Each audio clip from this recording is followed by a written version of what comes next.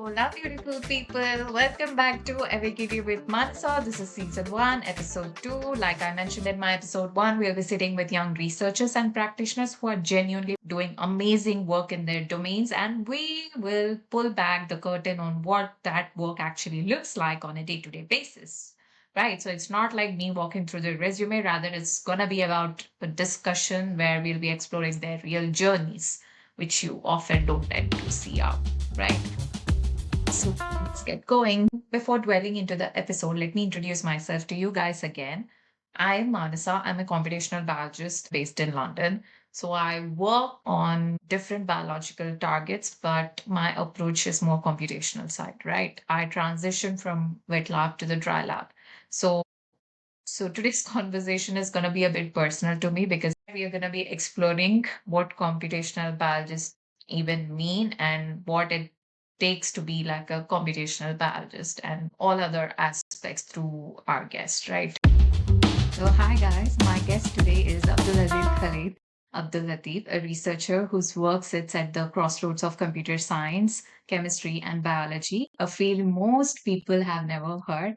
But I heard because I'm from that field only. And guys, to let you know, today is Abdul Aziz's birthday. So happy birthday, Abdul Aziz. And I got to know that you are currently ranked as number one LinkedIn creator in genetics and biotechnology across Egypt, which is amazing. And I know that this is something like a significant milestone in your professional journey. So, Abdul, welcome to the show. Thank you, Manasa. It's great to be here. I am really happy to have this opportunity because I think composition drug design is one of those fields that most people don't even now feel excited. Hopefully, by the end of this conversation, they will see how computers, biology, and chemistry come together to help us discover new medicine faster and more efficiently. I am excited to dive in. Amazing, amazing, Abdulaziz. So, let's start really with the basics here. If I say drug discovery or drug designing, most people picture a lab, test tubes, or let's say mice. So, where do the computers even come into act here? That's a great question.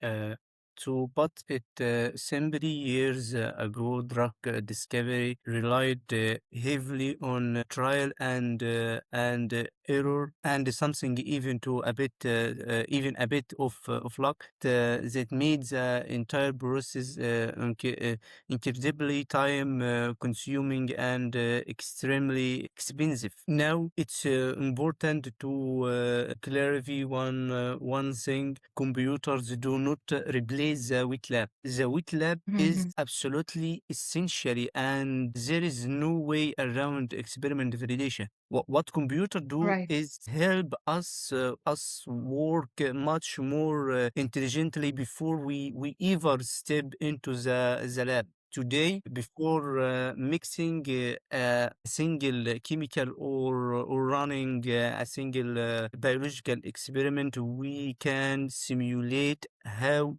a drug molecule is likely to behave inside a computer. We can predict how well it binds to a disease-related protein, whether that interaction is stable and the molecule has the potential to become a Yeah. good drug candidate. This computational stage is what we call the dry lab or computer aided drug design. Once we have identified the most promising candidates computationally, we take those results into the real lab for experiment validation. First in cell-based experiment or in vitro, and later when appropriate in animal models or in that's mean in vivo. So Yeah.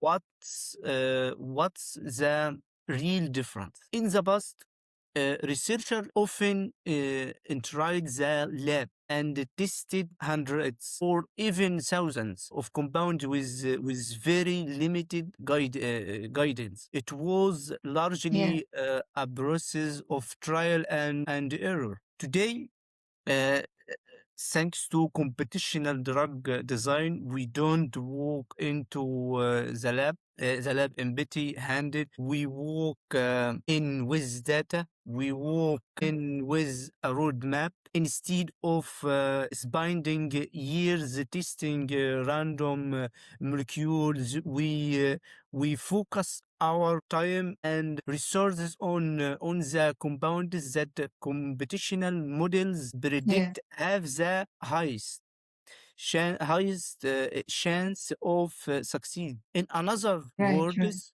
the computer doesn't replace the scientist.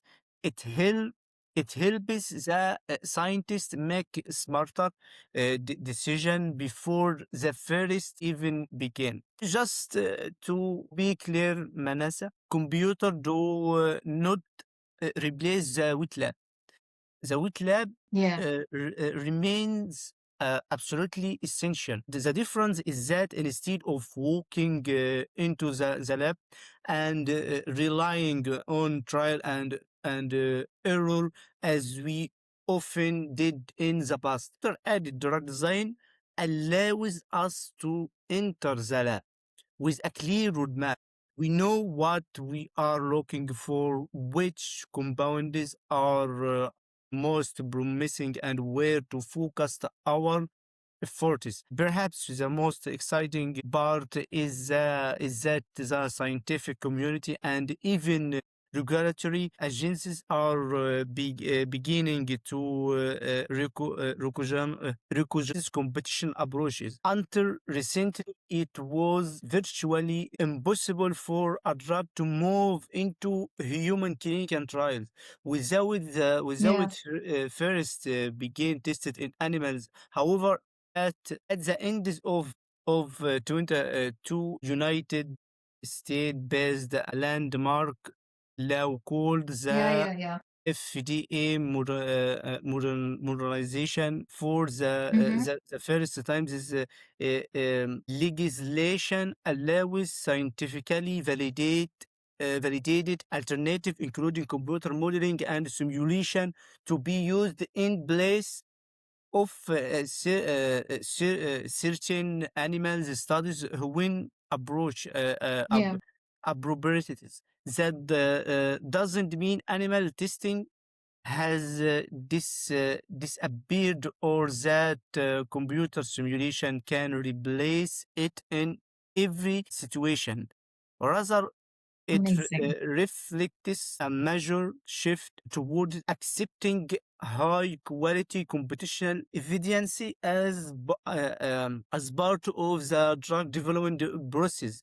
So Right. we are not just saving time and reducing costs. We are contributing to transformation in how new medicines are developed, with computational science becoming an increasingly important part of the evidence that supports regulatory decisions.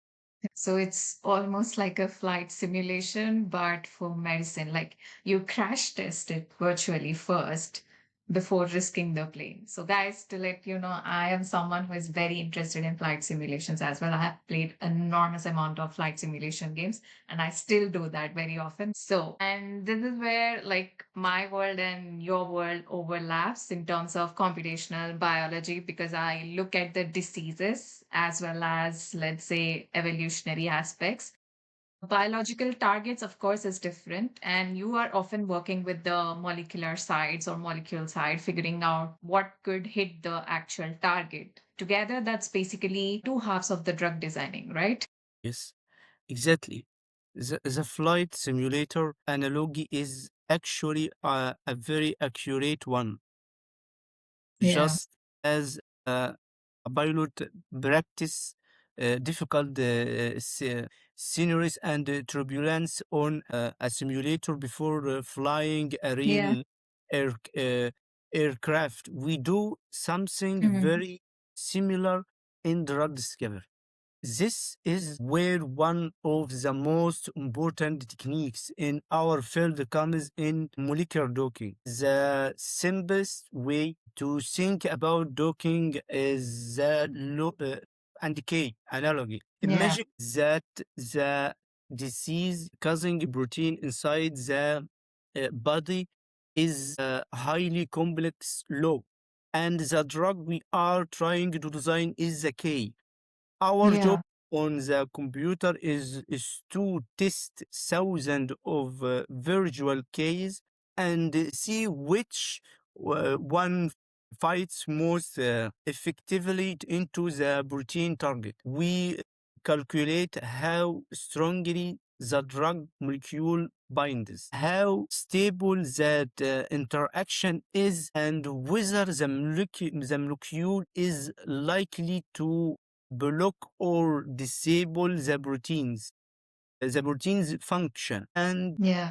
the remarkable part is that we can do all of this before is binding a single dollar scientific that K in a real chemistry lab. So Yeah. docking allows us to narrow down an enormous number of possibilities to a small set of the most promising candidates before any experimental work began. Like, I remember when I started my journey as a computational biologist, I started with molecular docking as well. And I know whatever softwares I have used like 5 years back, they're kind of outdated, to be very honest. And there are much more advanced softwares which you guys are using. And that's really amazing. And I would be interested to know much more about these software later after our discussion. So, okay, let's dwell into one main aspect, which is why do you think this molecular docking, or let's say computational biology, has to matter for a regular person who is literally listening for the first time? Like, let's say these actually are the people who never went to a lab or who never worked in their lab on a daily basis. So, why do you think this field is actually important who are listening to this? Absolutely. In fact, I would say these fields are deeply interconnected. Also, people often use different names. They are really parts of the same ecosystem. I Yeah. usually like to think of computational biology as having three major pillars or three areas. Hmm. The first area is what many people think of when they hear bioinformatics, NGS bioinformatics, or next generation sequencing data analysis, or sequential bioinformatics. This Yeah. area is all about analyzing biological big data. Here we are dealing with data sets such as genomics, transcriptomics, metagenomics, proteomics, Yeah.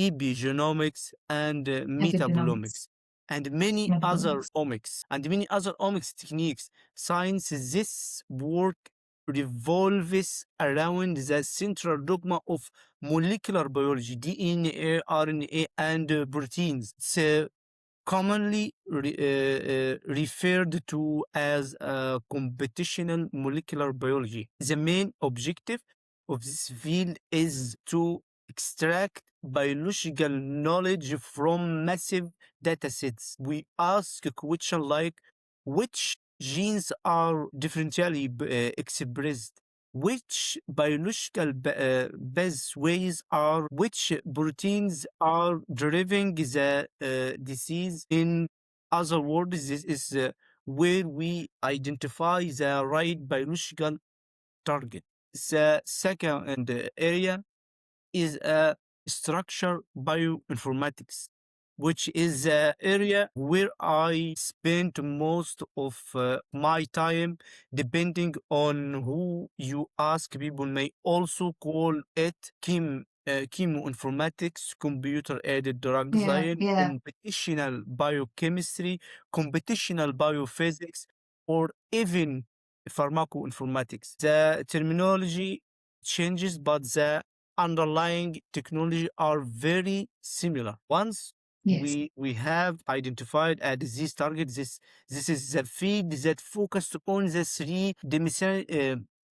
dimensionally structure of proteins and drug molecules. We prepare protein structure, identify by binding pockets, perform molecular dogging, visual screening, molecular dynamic simulation, free energy calculation, and ultimately design or optimize molecules as that could become future drug candidates. While the first area or pillar or major tells us what protein we should target. This Mm. second area helps us answer how we can target it. The third area is computational system biology.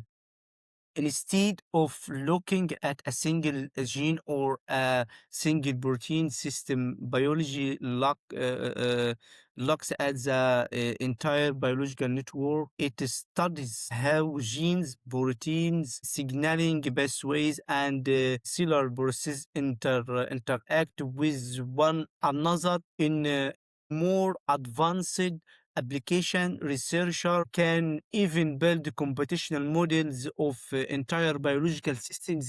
This field Correct. overlaps heavily with scientific biology, systems medicine, and increasingly artificial intelligence, making it one of the most exciting and also one of the most challenging areas in computational biology. What is fascinating is that these three area are not isolated. They work together. Actually, in my own graduation research, I combined all three area.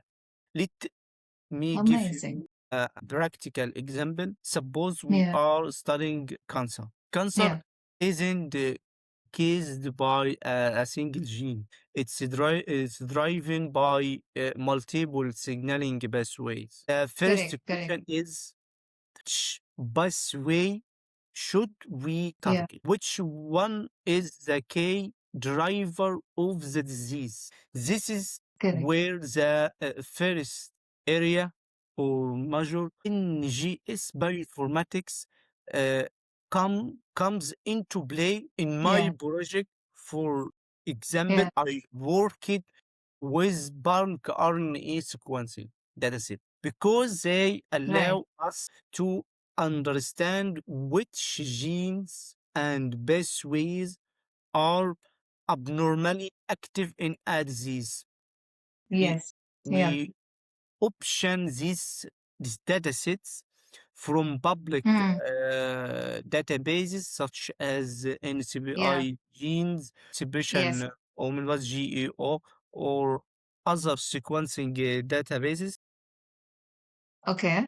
These data sets are usually generated by wet lab scientists who perform the sequencing experiments. If well, data already exist, we can reuse them. If not, researcher may need to generate new sequencing data. Right. Obtaining the data, we process it through a dedicated bioinformatics pipeline, quality control, alignment, quantification, different gene expression, analysis, pathways, Yeah. enhancement, network analysis, and biological interpretation. At the end Right. of the workflow, we identify the most promising biological target, typically a That's protein amazing. that appears to play a central role in the disease. And Hmm. that is exactly where the second area, mean Right. structure bioinformatics or computer-aided drug design, takes over. Now Right. Right. that's we have identified the target protein. We prepare its dimensional structure, analyze its binding sites, screen millions of compounds This. computationally before Yeah. molecular docking, Correct. molecular dynamic simulation, Yeah. and Yeah. many other computational techniques to identify molecules that could effectively bind Yeah. to and modulate that protein. So the first field tell us which target is worth pursuing, Correct. while the second field tells or the second area tells us which molecule has the best chance of becoming a drug against that target. Finally, system biology closes the loop by helping us understand what happens to the entire biological network when we inhibit that protein. It Right. allows us to predict downstream effects, identify pathways, anticipate side effects, and understand the broader system level response rather than thinking of this as separate this Hmm. disciplines. I see them as three uh, con, uh, conse- consecutive stage of one unified drug discovery pipeline, from understanding disease biology to Yeah. designing Yeah. therapeutics to Hmm. how the entire biological system will respond. That's where computational biology becomes truly powerful. Yes. Right. Amazing. Like you have clearly explained or walked us through the entire process of why this field is actually important and why it should be there, and explore other options just like computational biology, because these are the fields that are taking over the scientific and research areas and they have real power in the upcoming decades. Okay, so now that everyone is caught up, take us back. When did you actually realize that this was the path for you? Like most people don't grow up dreaming to be a computational biologist or computational chemistry, like pursuing something like that. I would never dream that. For me, the awareness started from home. My parents were the backbone for me. So tell me about your journey. Yes, that's actually a long story, Manasa. And it's one that completely changed the direction of my life. In the beginning, I was a student at the Faculty of Agriculture, Kafr Sheikh University. I enrolled there with one clear goal: to study biotechnology. I spend a lot of time comparing different programs and reading about the field, because I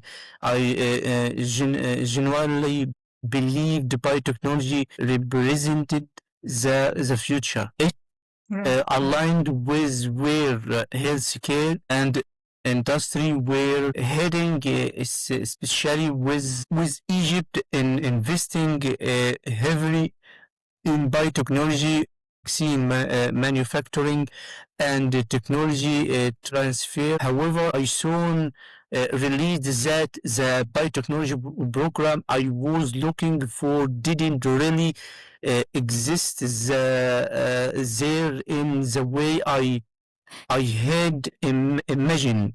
Was divided into separate tracks such as genetics, microbiology, and chemistry, and there wasn't even a dedicated biochemistry. department. To me, biotechnology isn't about studying this disciplines in isolation. It's about integrating biology, chemistry, and technology to solve real world problems. Yeah. That is when I made what turned out to be one of the biggest decisions of my life. I transferred to Mansoura University. Looking back, that decision changed everything. When I first arrived, I met Professor Dr. Muhammad Hassan Abdul Aziz, who was the director of the biotechnology program. At the time, I showed him my academic record and told him how much I wanted to join the program. His first Mm. response surprised me.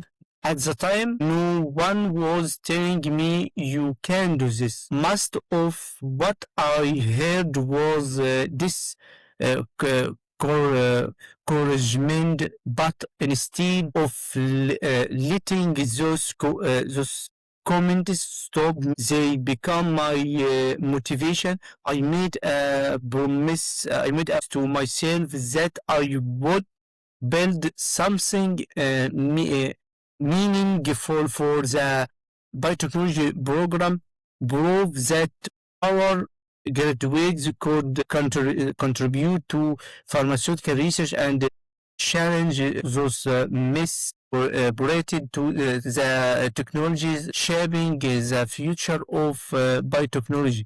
From everything I had read, I became convinced that dry lab research and computational biology represented one of the fastest growing directions in biotechnology. I also realized that That's nice. researchers who truly stand out are those who can bridge both worlds, Mm. wet lab biology and dry lab. I had also Mm. spent time studying what international scholarship research grants and funding agencies were looking for. One thing became very clear: projects with a strong computational commanded were becoming increasingly competitive. However, I faced another Yes. challenge. At the time, my faculty generally did not allow graduation projects that were purely medical in nature. I had to work Mm. hard to convince the administration that this project deserved approval. In the end, two Mm. Mm. things made the difference.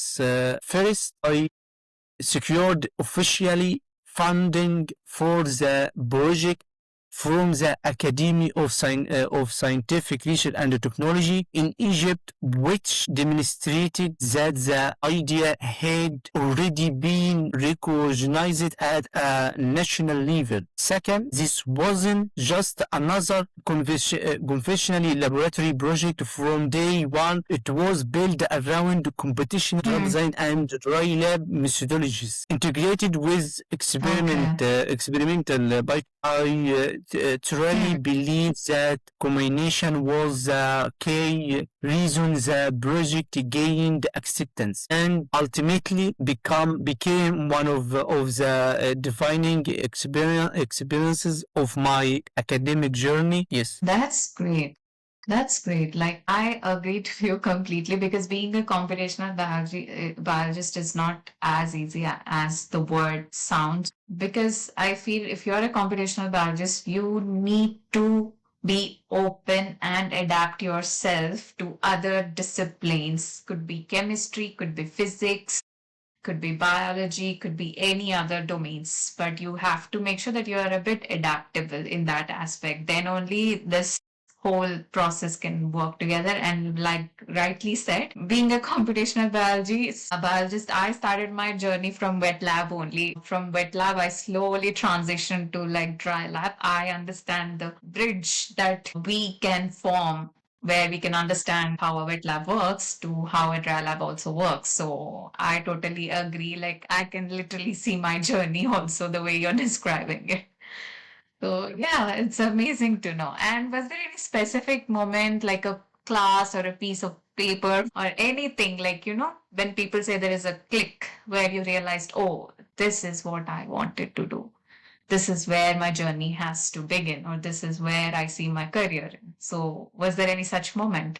The real turning point came during the second semester of my second year. At the time, I was Right. taking courses related to gene cloning and insulin production around the same period. Someone very close to me in my family was struggling with Hashimoto disease. Those two things suddenly connected in my mind. I started asking myself, why don't you use biotechnology concept this? I am learning to try to address a real disease problem. That was the moment when I decided that I didn't want to create just another graduation project. I wanted to build a complete research project with a real scientific question behind it. I also began to realize that wet lab work alone was no longer enough. As I explored Cape more deeply, I discovered that many modern research grants and funding opportunities increasingly require a computational combined whether through dry lab approaches, bioinformatics, or computational analysis, because I felt that the environment around me was sometimes limited by a lack of awareness about the future of biotechnology. I decided to create my own learning environment, distances myself from the negative energy and stop surrounding myself with people who constantly discouraged me. Instead, I turned to LinkedIn. That platform became the window through which I saw the real scientific world. I started following leading researchers, scientists, professionals in the field, observing what they were doing, how they were building their careers, and learning from their journeys. It was through that exposure that I began to understand where biotechnology was heading and what I needed to become part of the future. Correct. Correct. That's amazing. Some of them might not agree that wet lab alone isn't enough, because to me, I believe that wet lab in combination with dry lab is gonna help you boost up your research more. Like you need to have a combination now. That's what I strongly believe. Like I resonate that with you. So now that you have mentioned that you worked at Mansoura University, like you ended up studying there as well, doing research or working under the professor Dr. Mohammad Hassan Abdul Aziz. So, what was it like finding a mentor who was doing their kind of work in that setting? Manasa, talking about Professor Dr. Muhammad Hassan Abdul Aziz requires a much longer conversation, because to me he is not just an academic supervisor who since papers. He is truly a mentor and a father figure through as a university. When I first met him back when I was still transferring between universities, and later when I approached him in my second year with this ambitious and complex medical research idea, I found nothing but support and encouragement from him. at a time when many people question my abilities and told me that I wouldn't be able to achieve much. Dr. Muhammad was the person who saw my passion and believed in my potential. I still remember what That's he good. told me with his characteristic smile. It's still early, Abdul Aziz, but when the right time comes, I will bring you into my team and we will make it happen. Those words meant so much to me. They felt like a promise of support and that gave me the confidence to continue working, knowing that I had someone experience standing behind me, someone I could rely on. Dr. Muhammad was always there for me. He supported me at every step and guided me in the right direction, helping me improve both myself and my research idea. When we applied for funding from the Academic of Scientific Research and Technology in Egypt, I truly believe that without his belief in the project and his support, we would not have received what finding and the project might never have become he helped me navigate the complicated administrative procedures and managed many of the challenges and made the process much smoother. This uh, abstacles could easily have delayed the project or even stopped months and years of effort from moving forward. Honestly, a professor and a scientist of this uh, caliber, one who treats you like a son before treating you as a student, who uh, who stands beside you, protects your vision from negativity, believes in an idea that many unbelievable until it becomes a funded project whose 90,000 Egyptian pound is that is what truly makes the difference. I owe him a great Okay. deal. Without his continuous support, guidance, and belief in me, I would not be standing here today talking about this achievement. Yeah, that's amazing. Having a mentor who actually understands your passion towards the work is really important because through their mentorship only your I think 50 to 70% of your career trajectory is being set because that's where majority of the guidance and feedback you will be receiving. And I am lucky that even I had some good supervisors who actually mentored me so amazingly. Till now, till today, I cherish them and the work we did together. That being said, a lot of listeners assume that computational dry lab work only happens at like a big Western countries or Western institutions with larger budgets or bigger budgets. What was it actually like building this expertise where you were from? Manasa, this part is really the true foundation of my story.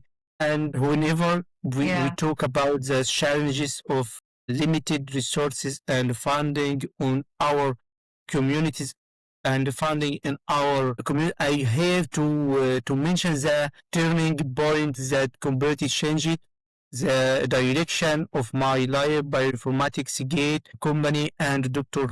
Isra, when Mm. I realized that my project needed a strong computational a dry lab approach in order to succeed and become competitive for research funding, I started searching for a place where I could probably this field. I found a very strong and comprehensive bioinformatics diploma uh, offered by bioinformatics again, but the biggest challenge was the course at the time.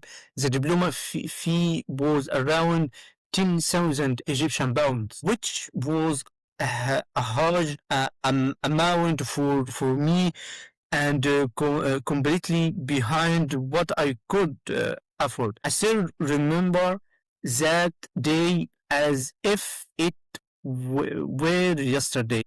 I was walking with my father and my mother through our family farmland, and I told my father is a lot of that I needed this amount because this course could generally change my future. My father looked Yeah. at me and said, "Give me 2 months and I will try to manage it." Were not easy at the time, but I never Right. wanted to become an additionally burden on my family. So immediately I started looking for any work or opportunities that could help me collect the course fee myself instead of just waiting. And during the journey of searching and working hard, something unexpected happened. Announcement on LinkedIn about a completely free scholarship offer for students. I prepared all my documents, applied, and waited and actually for about 2 weeks for the results. Then the acceptance board was published, and it was disappointing moment for me. I couldn't find my name on the list. I was genuinely upset, especially because many people and professors had helped me prepare the application documents, but I didn't give up. I decided to message Dr. Isra, the founder of the company, on LinkedIn. I had never met Okay. her before, didn't know me personally. I explained that I had applied, completed everything required, but wasn't accepted. And I asked her honestly if she could tell me the reason, so I could improve myself for future opportunities, because this scholarship was ex- extremely important to me, and this I was get that. when I truly saw the remarkable character and value behind Dr. Isra and the company. She was genuinely so surprised and say, "Were you not accepted?" She personally Okay. reviewed the scholarship records, and this covered that a student had received the scholarship while the had actually already paid for the diploma and reserved their place. She explained that this did Right. not Oh, align with the company with the company's policy, because the purpose of the scholarship was to provide fair opportunity and support students who really needed it. Immediately, she made a very professional and secure decision. She replaced that position with me and told me, "You are accepted into the scholarship." Uh, that okay. moment Great. that moment was the true beginning of my journey into drug design and the development of my research project. From that point, my real journey of learning, grow, and deep understanding of the field began. I didn't stop or limit myself to that one diploma. Actually, it opened my curiosity and motivated me to explore more. I started taking courses from different parts of the world because I wanted to diversify by sources of knowledge and experience different scientific perspective. I study with researcher and instructor from India, Pakistan, and the United States, and I discovered something really interesting. At the end of the day, science is essentially the same over everywhere. The difference is usually in the teaching style, organization, and way of presenting information. That realization gave me much more confidence in myself and in the quality of the knowledge I had built after continuous developing myself and expanding my sources of learning. Opportunities started coming to me by Allah grace, and here I have to give credit again to bioinformatics here company because they created something truly valuable called Sky Freelance, meaning science freelance, free a freelancing platform for scientific projects. As you know, Manasa, the job market for bioinformatics and computational drug design in Egypt is still relatively narrow, and Yes. opportunities are not always easy to find. So, when bioinformatics Gate realized that they had many large scale projects, they decided to create a bridge between these projects and young researchers, allowing students to apply their knowledge in real world situations. Sky freelance, science freelance, became one of the main reasons after uh, God, Allah support, that I was able to work on real projects, gain intense practical experience, and develop professionally. And what made it even more meaningful was that it provided a good financial return for me as a young researcher at the beginning of my career. So the journey transformed from just a dream and passion into something real, rewarded, impacted, practical experience, and a respectable source of income. Right, right. That's amazing. Like, I know securing the funding is very tough. Even I face that till today for any project. But the journey, of course, the initial part, securing funding is always tough. The next has its own journey, but it's an amazing journey once it's settled. Thank So, you. yeah. So, Abdul Aziz, this was genuinely one of my favorite conversation as someone in the world myself. It's rare to get to nerd out this openly and still know it'll make sense to someone who is hearing all this for the first time, right? My main motto of today's episode is to create awareness in the field of sciences for the youngsters who are actually looking for options beyond being a doctor and an engineer. So I hope through this episode I could give them an option. With your consent, I would like to share your LinkedIn ID on the top of this video so that they can collab with you, or let's say if they want to work with you, they can reach out to you on the LinkedIn ID. And let's say if someone even is looking for guidance, the youngsters, I'm pretty sure you're always open to help people out there like me. Oh, that's amazing, right? So that's it for episode 2 of Awakity with Mansa, guys. I hope you really enjoyed this conversation. If this is the first time you have heard the word computational biology and actually understood what it means by the end of this episode, that's the whole point of this conversation, right? So follow the show and share this with someone who thinks that science only happens in a lab coat. And I'll see you in the next episode on next Monday. Thanks for listening. Take care. Bye bye.